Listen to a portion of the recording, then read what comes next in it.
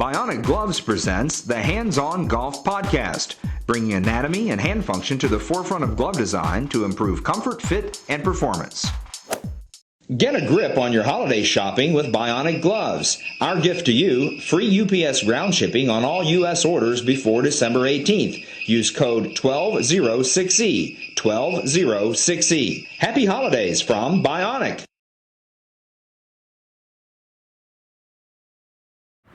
Welcome everyone to this week's Bionic Gloves Hands-On Golf Podcast. My name is Chaz Rao. I am your host, and yes, I'm back again. It's another beautiful fall day here in Louisville, Kentucky, and I have more emails. I mean, lots and lots of emails, so please keep them coming. Let's get right into this one, and it comes in from Rob, and he says, Chaz, how do I hit around an obstacle? For example, if there is a tree between my ball and the flag, what is the best way to advance towards the hole? Well, that is an excellent question, and of course I have a PGA pro to give us the correct answer, and that is Barry Bonifield from here at the Crescent Hill Golf Course in Louisville, Kentucky. We're going to be joining him in just a few moments, and he's going to teach us the proper way to get around the tree and not hit it. We don't want to hit the tree because I've done it to where I hit the tree and it bounces off and it goes behind me and it doesn't look too good, especially with my friends. So we're going to find the proper way to do that.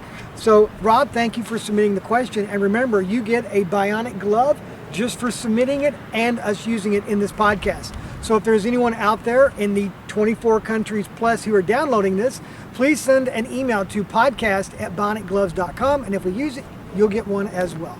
So everyone, let's go join Barry on the course and find out the answer to this podcast question about how do I hit around an obstacle. Let's go.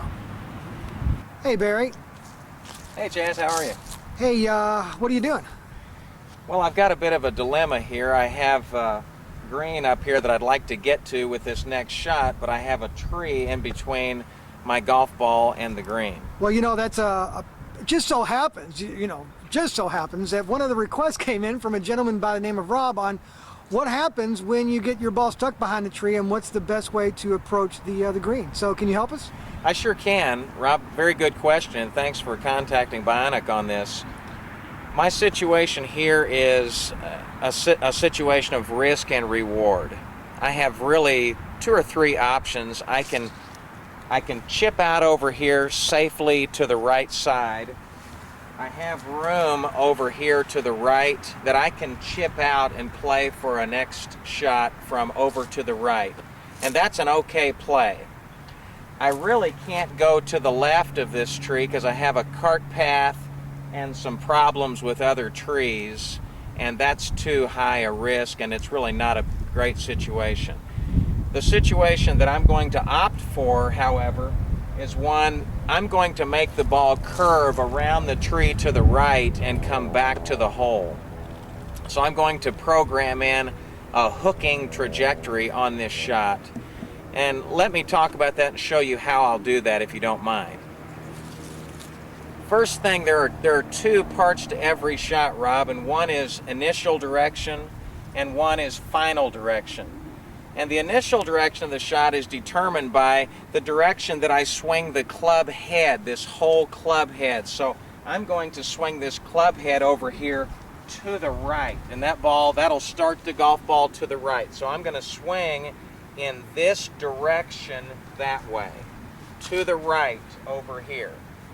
But the second component to the shot is the angle of my club face. And so this club face angle, once the ball starts to the right, I don't want it to continue to the right. There's trouble over there. I have to let the club face close to impart right to left spin on this shot.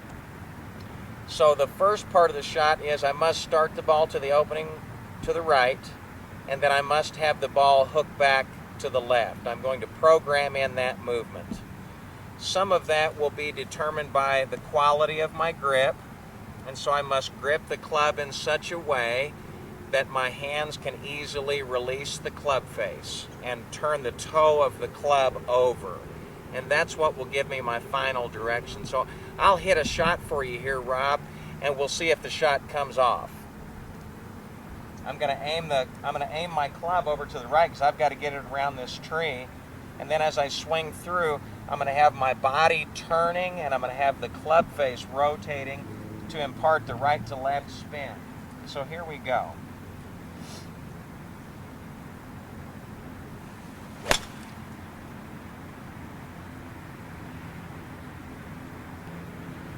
And that came off perfectly. You can see if you look at my divot here, this divot is going to the right of this tree. And that gave me my initial direction. But then as the club face came into the ball, the club face was closing to give the ball its final direction, coming back to the left. I would also add that you need to hold the club lightly so that your arms are very light and brisk through the shot in their ability to close the club face down. For further information on that, Rob, be sure to contact your PGA golf professional. Thanks for the question.